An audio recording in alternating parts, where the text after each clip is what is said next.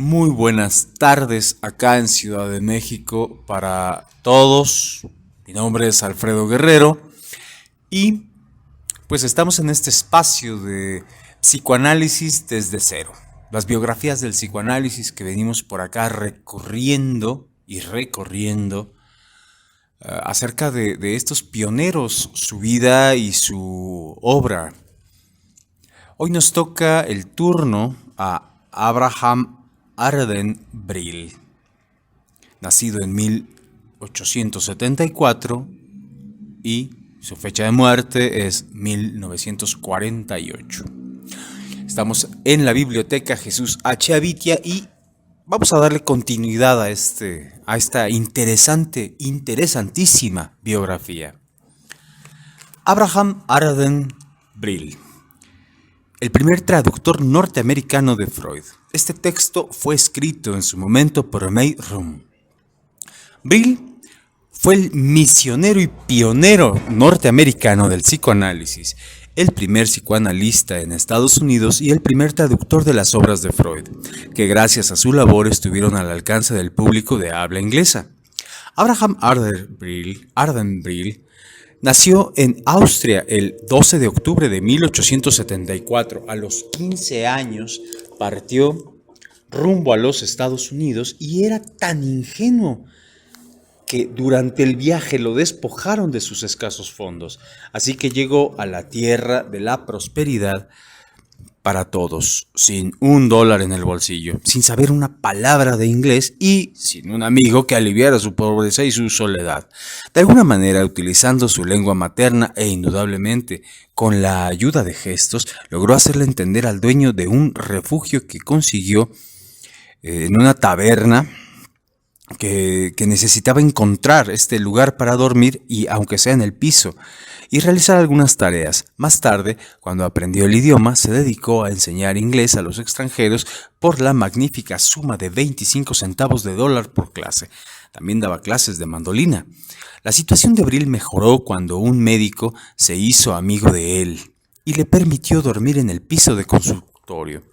Durante este periodo, Brill enseñaba a jugar billar y participaba a menudo en partidas de ajedrez, juego en el que se sobresalía y en el que se hacían apuestas de dinero. Sin duda, el hecho de que no solo sobrevivió a tales vicisitudes, sino que además alcanzó una posición tan destacada en su vida profesional, social y personal, sugiere que la biología, además de los factores ambientales, puede desempeñar un papel importante en el desarrollo de un hombre.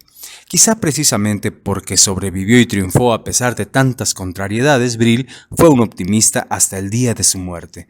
Aunque a menudo recordaba sus épocas difíciles en este país, que yo sepa, jamás habló con ninguno de sus amigos sobre los acontecimientos de su infancia y su adolescencia. Brill solo necesitó 3 años para completar la escuela primaria y la secundaria en los Estados Unidos, desde el momento de su llegada hasta 1903, año en que recibió el título de médico en el Colegio de Médicos y Cirujanos de la Universidad de Columbia. Tuvo diversos empleos que le permitieron mantenerse y costearse los estudios. Hubo algunos periodos muy penosos en los que la falta de dinero lo obligó a interrumpir su carrera y entonces trabajaba intensamente, satisfaciendo solo las necesidades más elementales de la vida, hasta haber ahorrado suficiente dinero como para seguir estudiando. Aunque es comprensible que Brill anhelara ser médico, aún más intenso era su deseo de lograr una salida de formación cultural antes de embarcarse en su carrera profesional. En consecuencia, cuando egresó del New York City College en 1898 y antes de iniciar sus estudios de medicina, obtuvo una beca en la Universidad de Nueva York y el título de docente en filosofía. Desde muy niño su padre le había inculcado la idea de que estaba destinado a ser rabino, por lo cual lo obligó a dedicar gran parte de su tiempo a estudiar el Talmud. Al adquirir una amplia cultura y aumentar continuamente sus conocimientos en el campo distinto, aunque no totalmente ajeno, Brill quizá haya sentido que en cierta medida cumplía los deseos de su padre. Después de recibirse, Brill trabajó durante 4 años en la central del hospital de Islip, en Nueva York, cuyos pacientes padecían trastornos neurológicos y psiquiátricos. Durante este periodo se carteó frecuentemente con Adolf Meyer, lo cual influyó para que Brill utilizara los procedimientos terapéuticos de aquel con sus pacientes. Era sumamente escrupuloso en su trabajo. Sus historias clínicas no cubrían menos de 12 a 16 páginas, algo insólito en los archivos hospitalarios de aquellos días. Insatisfecho ante los resultados obtenidos con los enfermos mentales, Brill dedicó temporariamente su atención a la neurología y con la intensa aplicación que lo caracterizaba, no tardó en aprender lo suficiente como para que lo nombraran neuropatólogo del hospital. Mientras estudiaba neuropsiquiatría, leyó la literatura psiquiátrica de Alemania, Italia y Francia. No solo dominaba esos idiomas, sino que además tradujo al inglés un buen número de trabajos extranjeros. Le interesaban en particular los estudios de Kraepelin, muchas de cuyas obras también tradujo. Brill leía todo lo que podía conseguir en esa época sobre histeria y otras neurosis, y llegó a la conclusión de que Francia le ofrecía las mejores oportunidades para aumentar sus conocimientos. En 1907 se trasladó a París y trabajó junto a Pierre Marie en el hospicio de Bicentre. Sin embargo, decepcionado por el enfoque que se utilizaba allí y siguiendo un consejo de Friedrich Peterson, se trasladó a Zúrich para trabajar en la clínica de psiquiatría bajo la dirección de Eugene Bleuler. Bleuler conocía las condiciones de Brill y cuando Karl Abraham renunció a su cargo en la clínica para dedicarse a la actividad privada, lo eligió para ocupar el puesto de tercer ayudante. La técnica utilizada se basaba casi exclusivamente en los descubrimientos psicoanalíticos de Freud, el significado y la dinámica de la conducta de los pacientes y sus manifestaciones verbales y no verbales se utilizaban en la terapia. Cuando Carl Jung analizó uno de los sueños de Brill, este se sintió hondamente impresionado. Además de Bleuler y Jung, Brill conoció ahí a Karl Abraham, quien aplicaba las teorías de Freud al estudio de la psicosis. Mientras reunía material y evaluaba las diversas técnicas psicoterapéuticas, Brill se sintió atraído por la hipnosis de Forel y trató de aplicarlo a los casos de histeria, pero pronto renunció a ese intento. Una experiencia particular que a Brill le encantaba relatar puede haberlo llevado a reemplazar la hipnosis por otras formas de psicoterapia. Uno de sus colegas le envió un paciente que emitía a intervalos frecuentes un extraño sonido espasmódico involuntario, mezcla de hipo y grito, para que lo tratara con hipnosis. Brill trató de hipnotizar al paciente, quien no obedeció la orden de dormirse y siguió haciendo temblar las paredes del consultorio con su grito estridente. Puesto que Brill tenía cierta tendencia a encolerizarse cuando se sentía frustrado, se volvió hacia el paciente y le dijo, casi gritando, «¡Cállese!». El paciente enmudeció y ese fue el fin del síntoma específico. Brill dedujo entonces que, si podía lograr una curación con una orden en lugar del trance hipnótico, la hipnosis no era un método psicoterapéutico muy científico. El encuentro con Freud ejerció un tremendo efecto sobre Brill, quien siempre sostuvo que el año que pasó en Suiza fue decisivo en su vida, una suerte de renacimiento espiritual, como él mismo lo afirmaba. El efecto dinámico del inconsciente cayó sobre él cuando, como un rayo, su admiración, veneración y consagración a Freud caracterizaron todas las fases de su vida profesional y afectaron también su vida emocional. Con gran sacrificio económico pasó algún tiempo en Viena, donde él y Freud hacían largas caminatas durante las cuales conversaban sobre psicoanálisis, se contaban sus sueños y los analizaban.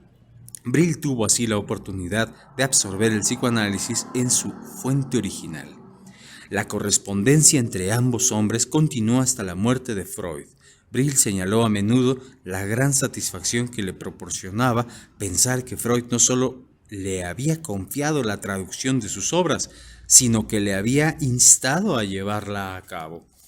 En 1908, Brill conoció a Ernest Jones en la Bruce Wolseley y juntos asistieron al primer Congreso Psicoanalítico Internacional, realizado en Salzburgo.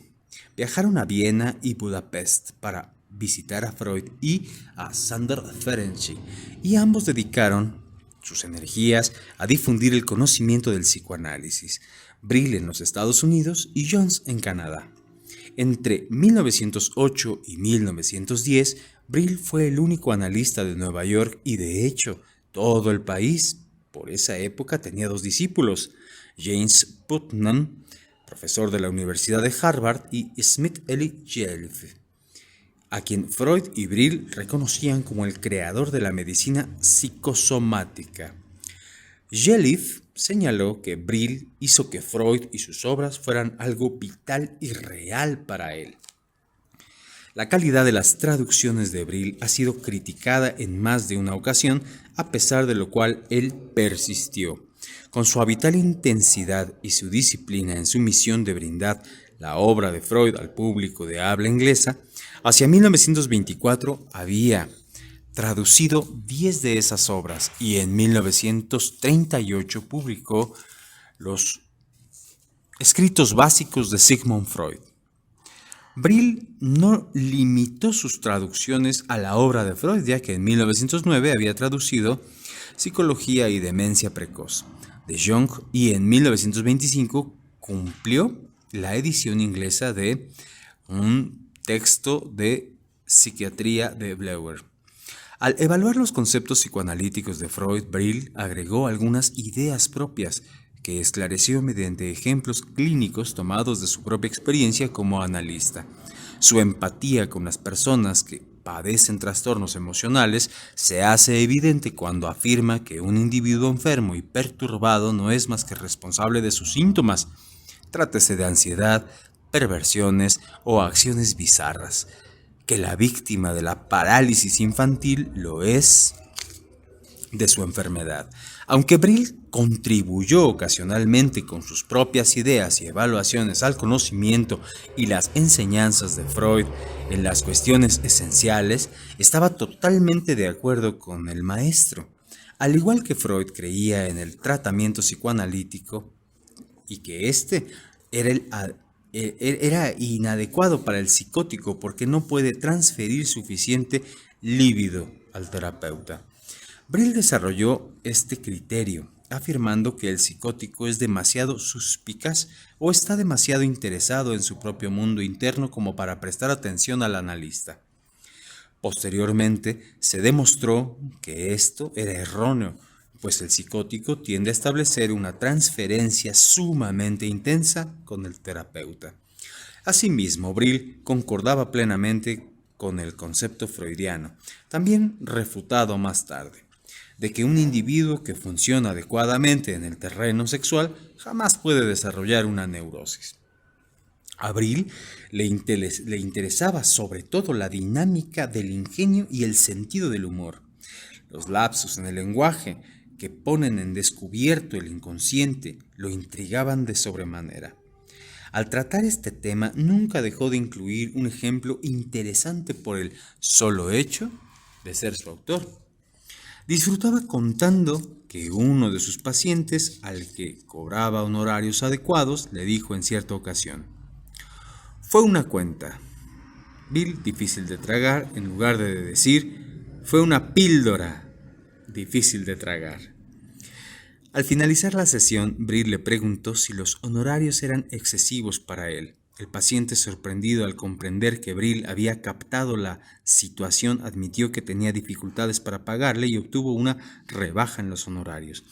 Para Brill, el ingenio es un mecanismo consciente destinado a producir placer y lo consideraba el más alto desarrollo del hombre civilizado. Pensaba que a la gente le gustaba contar chistes y escucharlos porque en esa forma, al menos momentáneamente, olvida la penosa realidad y obtiene placer a expensas de sus propias dificultades o de las ajenas. Según Jones, Brill atravesó un difícil periodo emocional en 1920 cuando creyó erróneamente que Freud estaba descontento con él debido a la crítica desfavorable de que tan objeto de sus traducciones eran las críticas. Cuando a través de sus cartas Freud se dio cuenta que Brill se sentía aplastado por la idea de su supuesto desagrado, no tardó en tranquilizarlo.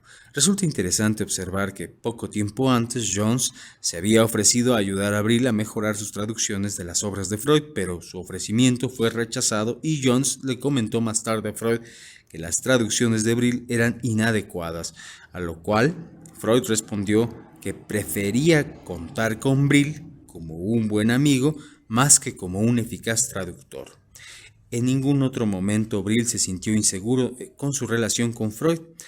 Siguió dedicándose con entusiasmo a divulgar el significado del psicoanálisis a través de conferencias, debates y clases. Fue un escritor prolífico y sus trabajos son claros, concisos e ilustrativos. Psicoanálisis y una teoría y la aplicación, que redactó en 1912, fue el primer libro sobre psicoanálisis que se escribió en los Estados Unidos.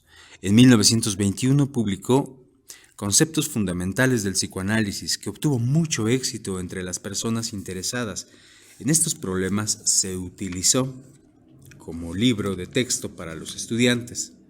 En 1944 apareció Contribuciones de Freud a la psiquiatría, cuyo enfoque es original e interesante, en el que figura un relato de la propia iniciación de Brill en el psicoanálisis. En 1946 publicó otro volumen, Lecturas de psicoanálisis y psiquiatría, que incluía sus propias experiencias didácticas. Entre otros 3 de sus manuscritos se destacan como valiosas contribuciones científicas. Uno de ellos es Inconsciente, el insight en el inconsciente y acerca de sus manifestaciones, de 1929, en el que Brill se refiere a las neurosis y a la psicosis como fortalezas constituidas para proteger al paciente del dolor y el displacer. Cuando un individuo se encuentra tan bloqueado en su lucha con el mundo exterior que su funcionamiento normal resulta imposible, se produce una adaptación inconsciente que le permite vivir con un esfuerzo mínimo. El precio de esa adaptación es la enfermedad. Brill considera que un ataque hipomaníaco o maníaco constituye una reacción inconsciente a una situación traumática, difiriendo así de la explicación freudiana, según la cual un ataque maniático es un mecanismo psíquico típico, y del criterio de Alexander, para quien constituye una manera de sobornar al superyo. Brill creía que el ataque maníaco representa un intento de recuperar el afecto protector de la madre y que la fase maníaca es una rebelión del yo que permite ciertas tendencias del ello que lleguen a la superficie.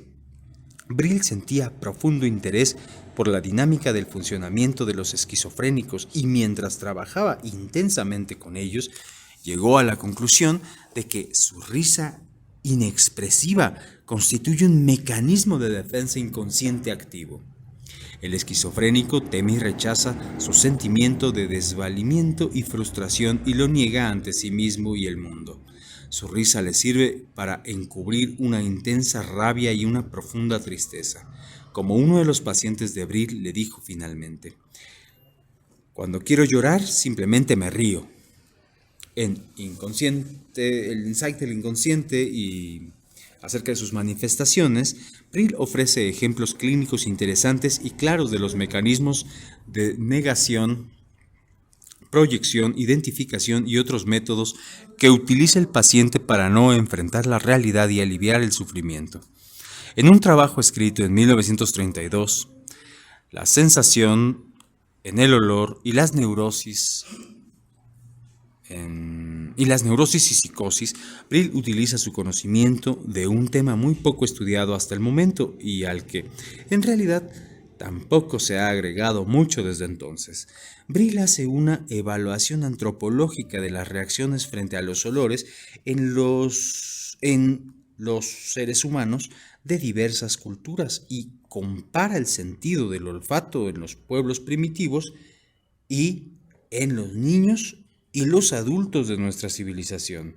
Los niños son como animales en lo que se refiere a utilizar dicho sentido. Por lo común, lo pierden en gran medida cuando se hacen adultos, aunque algunos conservan una hipersensibilidad a los olores. Brill cita a Bleuer para demostrar que las alucinaciones olfativas son raras. Asimismo, estaba de acuerdo con Freud en que, debido a la relación entre el olfato y el instinto sexual, el hecho de renunciar al placer que proporciona dicho sentido desempeña un papel en la génesis de las neurosis. Brill sugirió que el sentido del olfato no se atrofia realmente, sino que es reprimido y funciona en un nivel no consciente. Quizá la sensibilidad a los olores comenzó a disminuir hace millones de años, cuando el ser humano adoptó una postura erecta y se apartó de la tierra. Al examinar la importancia de los perfumes en la vida de las mujeres, Brill menciona el origen desagradable de la mayoría de ellos, aún de los cuales provienen de los restos no digeridos de calamares y pulpos que se encuentran en las ballenas y otros de las glándulas sexuales del gato de Algalia, el carnero de almizcleño y almizclero y el castor. Cita a Havelock Ellis, quien había señalado que incluso los perfumes hechos a base de flores tienen un origen sexual, pues las flores representan el periodo de celo en la vida de la planta. A Brill le encantaba rastrear los orígenes de las supersticiones y en este trabajo expresa su convicción de que la superstición universal en la que la presencia de algún pájaro o animal específico presagian una muerte inminente y está basada en el odor mortis que los atrae. Esto es que a través de su sentido del olfato, estos pájaros y animales perciben el olor de la putrefacción en el individuo poco antes de que éste exhale su último suspiro. Los olores se han utilizado siempre para complacer y apaciguar a los dioses, así como para alejar a los espíritus malignos a través del holocausto que producen olores desagradables para el hombre. Para concluir, Brill formula su concepto de que la represión del placer inherente al olfato se inició en los albores de la civilización con los comienzos del control sexual y ha continuado desde entonces. Con su candor y honestidad habituales, admitió que en cierta ocasión había estado en desacuerdo con el criterio de Harry Stack Sullivan de que el pronóstico de los esquizofrénicos con alucinaciones olfativas es invariablemente negativo, pero que, después de ulteriores investigaciones, había llegado a la conclusión de que Sullivan estaba en lo cierto. Sus intereses dentro del campo de la psiquiatría incluían el estudio del significado de las supersticiones en relación con el funcionamiento de los individuos en nuestra cultura y en los pueblos primitivos. Era capaz de cautivar a su auditorio cuando examinaba el efecto del mal de ojo y había reunido abundante material sobre las muertes provocadas por este método. En conceptos psíquicos y el suicidio, Brill afirmó que mucho antes de encontrar una confirmación médica del suicidio psíquico, en los pueblos primitivos se había convencido de que algunos de sus propios pacientes poseían, en efecto, la extraña facultad de morir a voluntad.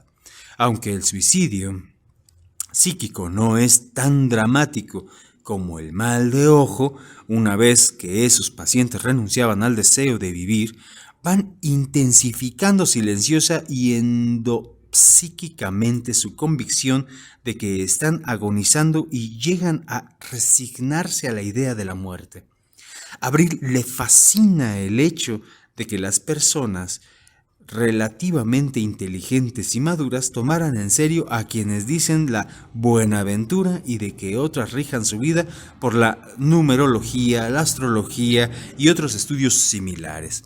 Tenía su propia teoría sobre los adivinos. Si una persona brillante e intuitiva hace de 30 a 50 afirmaciones en rápida sucesión a un perfecto desconocido, la víctima invariablemente se queda con las pocas que realmente se le aplican, reprime las otras y cree que la evaluación de sus cualidades y la promesa de un brillante futuro valen el dinero que pagó para escucharlas. En Reminiscencias de Freud, Brill expresa que, aunque tenía perfecta conciencia de la edad avanzada y la enfermedad crónica de Freud, no podía aceptar la idea de que su maestro iba a morir. Relata un incidente de los comienzos de su carrera psicoanalítica que demuestra hasta qué punto Freud influía sobre él. Se había quejado ante Freud de que su trabajo constituía una carga muy pesada, esperando que aquel se mostrara comprensivo al respecto. En cambio, Freud lo miró y le dijo: bueno, usted es joven. No debería quejarse, sino actuar. Esa fue la última vez que Brill se quejó de las dificultades de su tarea. Quizá Brill apreciaba más que ningún otro el genio de Freud, a pesar de lo cual creía que, con el correr del tiempo, algunas de sus concepciones se modificarían. Aún así, estaba convencido de que el lustre del hombre y la gloria de sus realizaciones seguirían siendo un pilar científico inconmovible al margen de lo que el futuro pudiera traer consigo.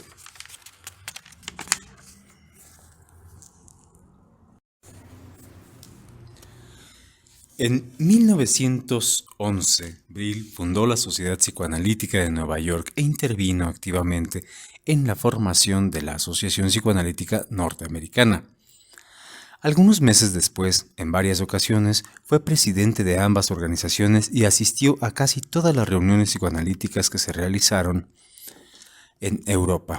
Brill nunca perdía la oportunidad de hablar sobre el psicoanálisis y siempre tenía claramente presente el objetivo de instruir a los miembros de profesión médica en las doctrinas de Freud sobre la dinámica del funcionamiento emocional, tanto en las personas llamadas sanas como en las que padecen trastornos emocionales.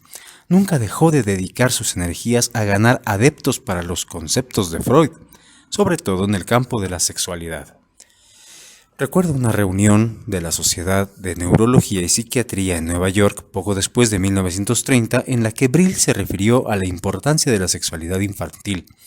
Al referirse a ese trabajo, Bernard Sachs, que en ese momento era presidente de la sección de neurología, afirmó que no podía aceptar las ideas y los conceptos de Freud y agregó, en tono mordaz, que tenía la clara impresión de que el pene estaba anexado al niño, mientras que Freud y Brill le pedían que aceptara que el niño estaba anexado al pene. Hubo una salva de aplausos, no porque el auditorio estuviera de acuerdo con Sachs, sino porque su gráfica observación era muy ingeniosa. Brill aplaudió y se rió abiertamente.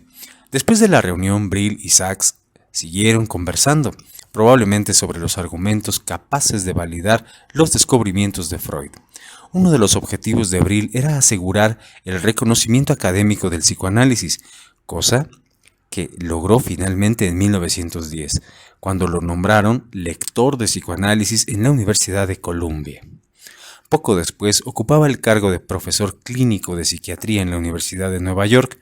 En esos tiempos, la mayoría de los profesores de psiquiatría y neurología se oponían a los conceptos freudianos, en particular a la teoría de la sexualidad, a que de la teoría de sexualidad desempeña un papel importante en el funcionamiento humano.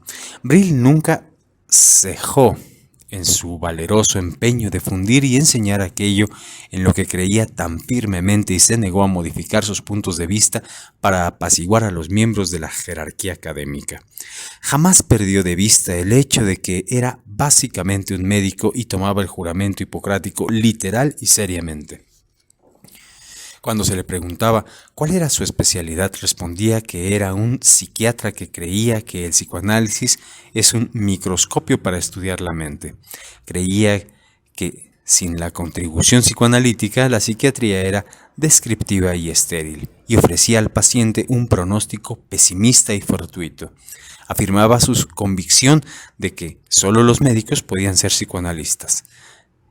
Cuando se lo interrogaba acerca de las controversias existentes entre los analistas, señalaba cuán difícil es para una persona ajena apreciar la paciencia, la tolerancia y la abnegación emocional de que un psicoanalista hace galas de su trato con los pacientes. No les resultaba sorprendente que los analistas, que necesariamente acumulaban mucha tensión en el curso de su tarea, en algunas ocasiones ventilaran su agresión contra sus colegas.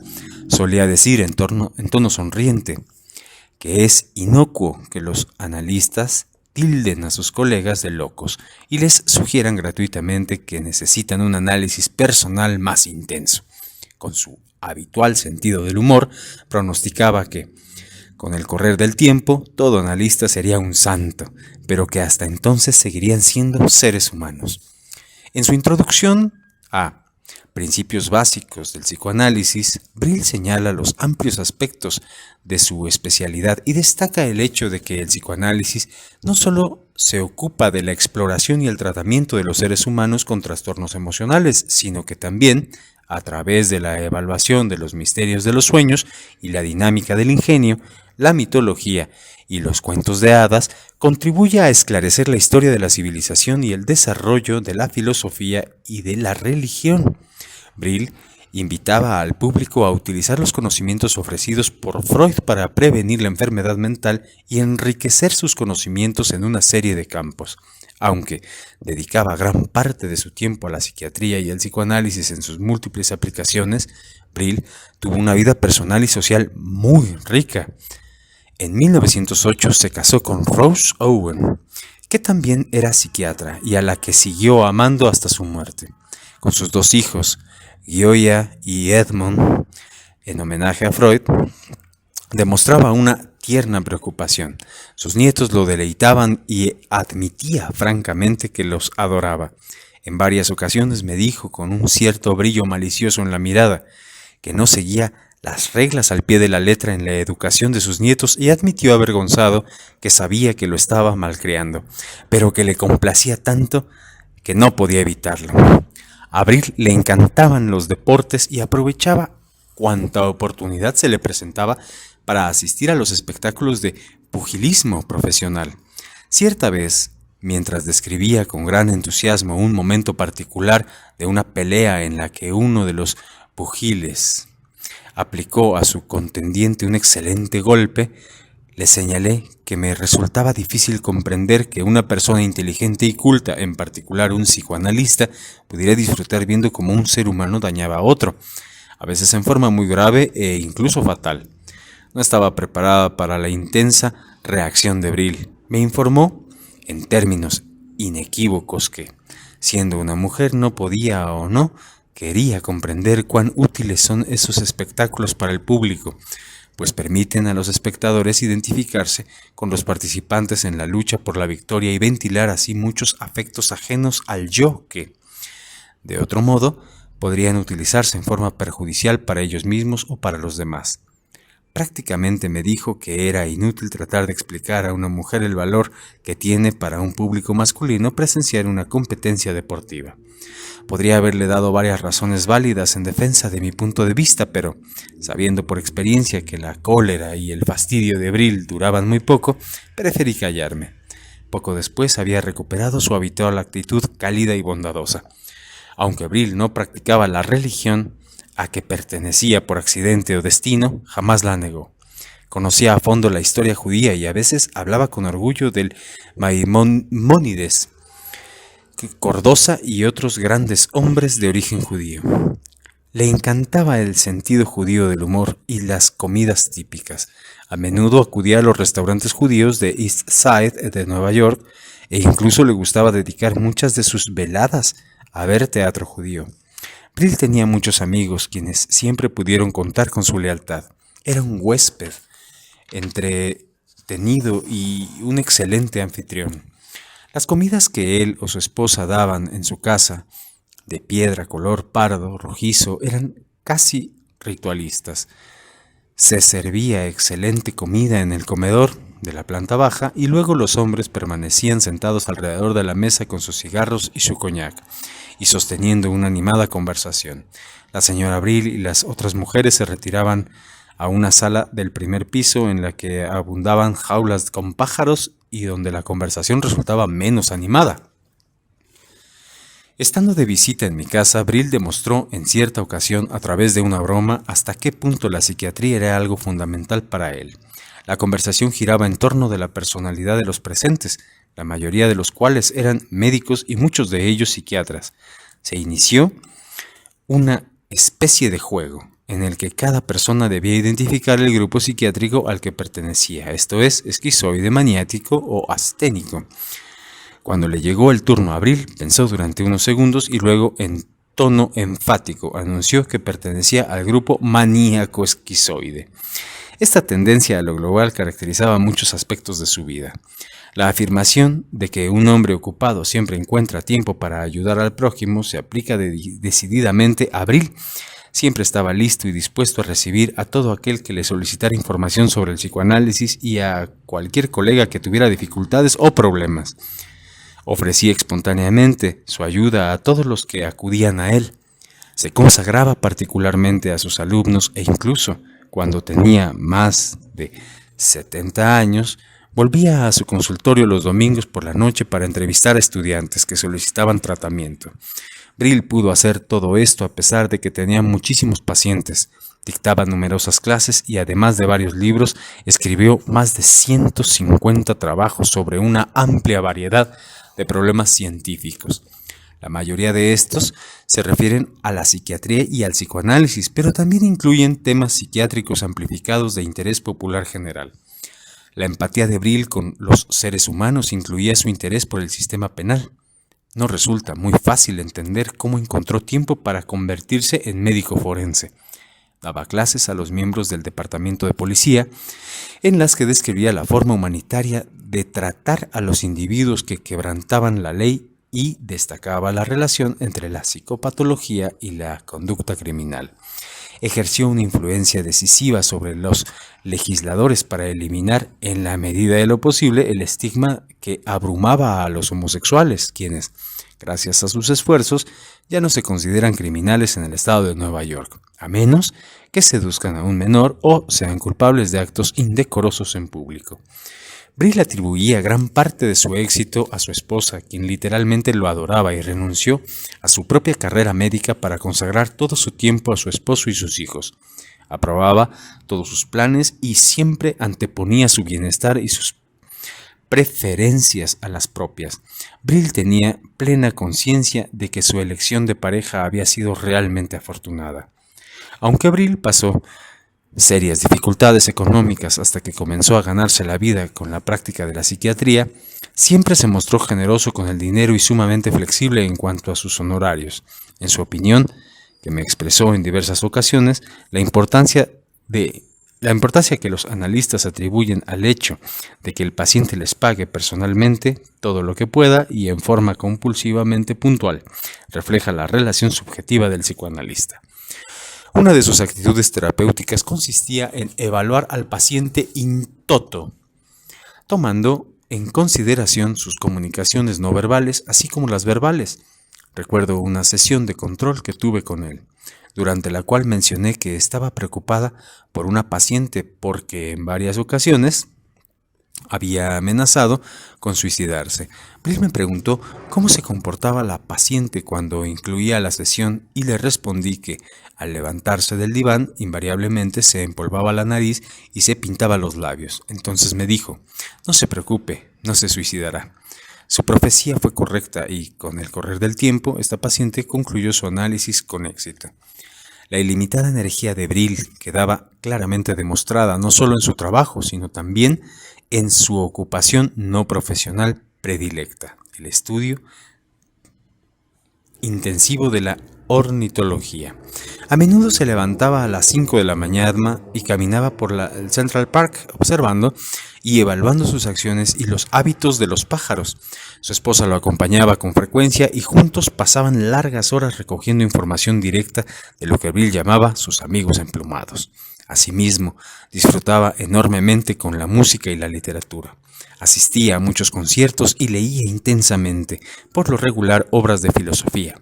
Spinoza, con quien se sentía espiritualmente ligado, ejerció gran influencia sobre él Asimismo, conocía a fondo el Antiguo Testamento y el Talmud, algunos de cuyos pasajes citaba a menudo. En 1933, Brill se convirtió en el primer director del Departamento de Psicoanálisis dentro de la Asociación Psiquiátrica Norteamericana, entre los muchos honores que se le confirieron.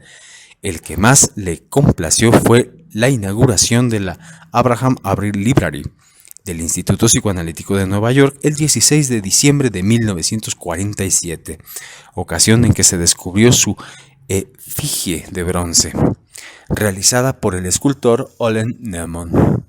Durante la ceremonia estuvieron presentes su esposa, sus hijos, también sus nietos. Pocas semanas antes de su muerte, representantes de una editorial le pidieron que escribiera su autobiografía. Con todo, Brill creía que se trataba de un proyecto muy complicado, que afectaba a muchas destacadas figuras contemporáneas del mundo literario y artístico, así como a muchos de sus colegas. Temía que el libro asumiera la forma de expose. En varias ocasiones me confió que literalmente tenía un baúl lleno de cartas que le había escrito Freud, y cuando le pedí que me mostrara o me leyera algunas de ellas o que las publicara, se negó con cierta pesadumbre y me dijo que esas cartas afectaban a tantas personas que no convenía revelar su contenido. En sus reflexiones sobre la vida y la muerte, Brill señaló que, si bien es muy deseable vivir correcta y valerosamente, ello no debería satisfacer al Homo sapiens. Manifestó que el hombre también debe saber enfrentar la muerte con fortaleza y aceptación realista. Si su meta es la autoestima y el aprecio de los demás, muchos de sus amigos, incluyéndome a mí misma, observamos un cambio en él después de la muerte de Freud. Buena parte de su alegría, su entusiasmo y su capacidad para gozar la vida parecía haberse evaporado, y ahora había en él una tristeza que no podía ocultar. Me dijo que, al enterarse de la muerte de Freud, una parte de él también había muerto. Las últimas veces que lo vi, en ocasión de mi asistencia bianual a las reuniones psicoanalíticas, se refirió más de una vez a que aceptaba la idea de que su vida se estaba acabando. Murió de un ataque al corazón el 2 de marzo de 1948. Su enfermedad final duró solo unos pocos días, durante los cuales expresó gran preocupación por su familia, sus pacientes y alumnos. Practicó lo que había predicho, vivió plena y valerosamente y murió sin temor, dando de sí mismo hasta el último minuto de su vida. Bueno, hasta aquí la biografía de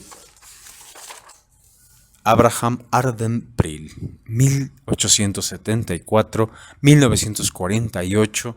Esto dentro de recorridos biográficos de la historia del psicoanálisis, en algo que aquí en la Biblioteca Jesús H. Avitia, a la voz de Alfredo Guerrero, hemos denominado Psicoanálisis desde cero.